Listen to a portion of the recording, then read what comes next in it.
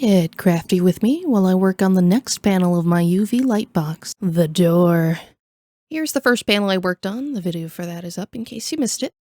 I actually worked on the sun panel simultaneously with the door panel, switching from one to the other while coats of paint dried, so there's just as much acclimation to the medium going on behind the scenes as the previous video. With the door, I'm haphazardly attempting a sort of neon light design to kind of make it look like the UV light is bursting out from the box at the seams.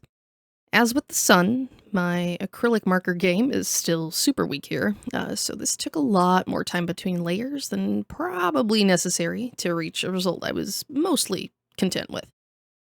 Looking back now, I really should have relied more on blending wet layers of paint together to really nail down a proper gradient effect, but I think for as simple as this design was, I'm not too upset with how it turned out in the end.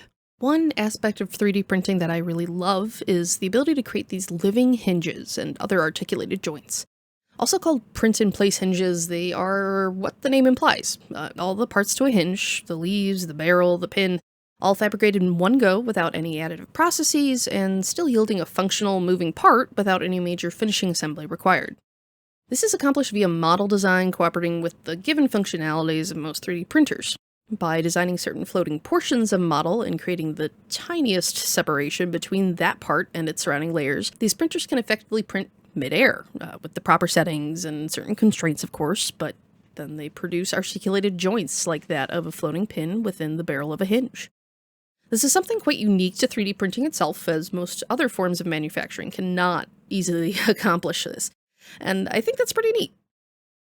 Those big blocky shapes that you'll see protruding from the door as I'm working on it here, those are living hinges. Same as anytime you see someone with one of those flexi toys, which are ever so popular right now, you're also seeing a living hinge in real time.